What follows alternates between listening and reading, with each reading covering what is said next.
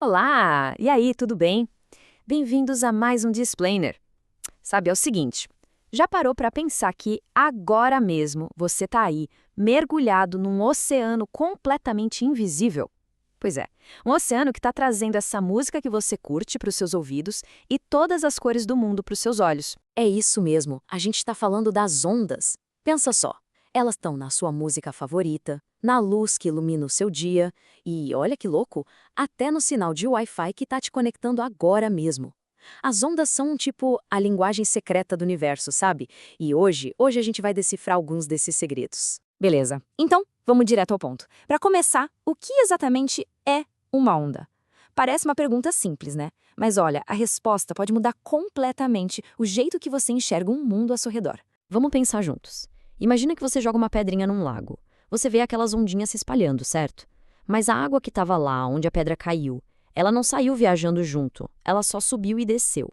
O que viajou mesmo foi a energia daquela pedrada. A onda é basicamente isso, uma transportadora de energia.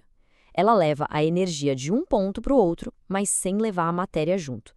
Guarda isso porque essa é a ideia principal. E olha só, a gente pode dividir todas as ondas em dois grandes times. De um lado, a gente tem as ondas mecânicas.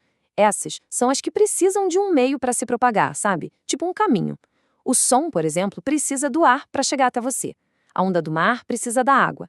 Agora, do outro lado, tem as ondas eletromagnéticas. Essas são as independentes, as viajantes do espaço. A luz do Sol é o melhor exemplo. Ela viaja pelo vácuo do espaço sem precisar de nada e chega aqui para iluminar nosso dia. Certo. Agora que a gente já sabe o básico, que tal a gente focar em algo que a gente usa o tempo todo? O som.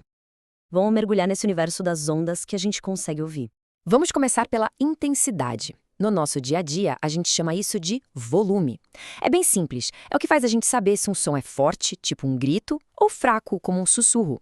E na física, isso está ligado diretamente à amplitude da onda, ou seja, ao tamanho dela. E a lógica é bem direta. Olha só, quanto maior a altura dessa onda, a amplitude, mais energia ela está carregando. E o resultado? Um som mais forte, mais intenso. Agora, se a onda for mais baixinha, com pouca amplitude, ela tem menos energia e o som fica mais fraco. Moleza, né? Mas agora atenção, porque aqui tem uma pegadinha que confunde muita gente. Em física, quando a gente fala de altura do som, a gente não está falando de volume, nada a ver. A altura, para a ciência, é o que a gente chama de tom. É o que diferencia um som grave, bem grosso, de um som agudo, fininho. E quem manda nisso é a frequência da onda. E olhando para a imagem, fica fácil de entender. Se as ondas estão mais espaçadas, mais relaxadas, a frequência é baixa e o som sai grave. Agora, se as ondas estão todas espremidinhas bem juntas, a frequência é alta e o som fica bem agudo. É por isso que a voz de uma pessoa é diferente da outra, ou um baixo soa diferente de um violino. É tudo uma questão de frequência. Ok, a gente já viu volume e tom. Falta a terceira característica, que é tipo a personalidade do som. É o timbre.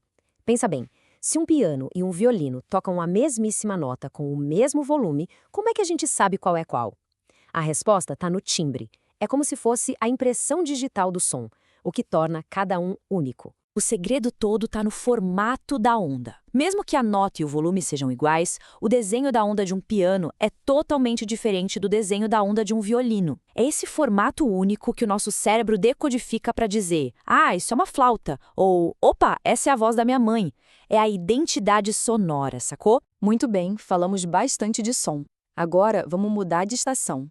Vamos sair das ondas que a gente ouve e mergulhar nas ondas que a gente vê, a luz. E a grande pergunta é, como é que essas ondas criam esse espetáculo de cores que a gente vê o tempo todo? Olha, de forma bem simples, quando a luz encontra qualquer objeto, ela tem três opções. A primeira, bater e voltar. Isso a gente chama de reflexão. A segunda, atravessar o objeto, mas mudando um pouco o caminho. Isso é a refração. E a terceira, ser engolida pelo objeto. Isso é a absorção. Se você entender esses três fenômenos, você entende praticamente tudo sobre como a gente enxerga o mundo. Vamos falar da reflexão. O melhor exemplo disso é o espelho, claro.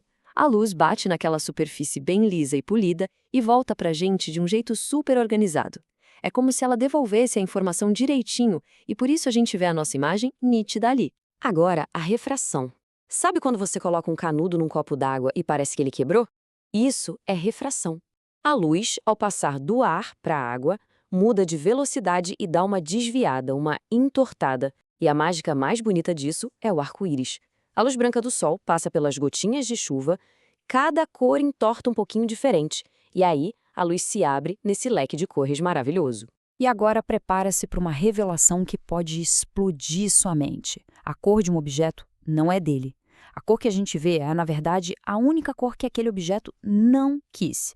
Pensa numa maçã vermelha. A luz branca, que tem todas as cores, bate nela. A casca da maçã absorve o azul, o verde, o amarelo, todas as cores, menos o vermelho. O vermelho ela reflete, ela joga fora. E é essa cor rejeitada que chega no nosso olho. E o preto?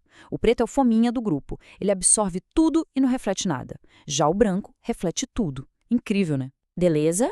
A gente já entendeu que onda é, basicamente, energia em movimento. A pergunta de $1 milhão é: como a gente pode pegar essa energia e usar no nosso dia a dia? Como que a gente transforma o movimento do mar, ou a luz do sol, em eletricidade para nossa casa? Vamos olhar para o mar. Aquele sobe e desce das ondas o dia inteiro, aquilo é pura energia mecânica. Já existem usinas inteligentes que capturam esse movimento. Basicamente, a onda sobe e empurra o ar por um tubo, esse ar gira uma turbina e pronto, a gente tem eletricidade gerada pela força do oceano. E claro, não podemos esquecer da maior fonte de energia que a gente tem, o Sol. A luz solar é uma onda eletromagnética poderosíssima. E os painéis solares, que a gente vê cada vez mais por aí, fazem uma coisa fantástica. Eles pegam a energia dessa luz e transformam ela diretamente em energia elétrica, sem queimar nada, sem poluir. É a energia do sol ligando essa geladeira. Então, no final das contas, a gente volta para aquela definição lá do começo. Uma onda é energia viajando. Seja a vibração no ar que vira música, seja a luz que pinta o nosso mundo, ou a força do mar que pode acender uma cidade. Tudo isso, no fundo, é a mesma coisa. São ondas, essas mensageiras incríveis de energia que constroem a realidade que a gente conhece. E para a gente terminar, fica aí uma reflexão para você. As ondas estão em todo lugar, moldando o nosso presente. Mas e o futuro?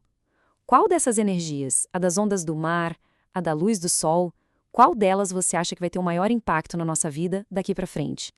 O futuro é, sem dúvida, uma onda de possibilidades. Muito obrigada pela sua companhia nesse explainer. A gente se vê na próxima!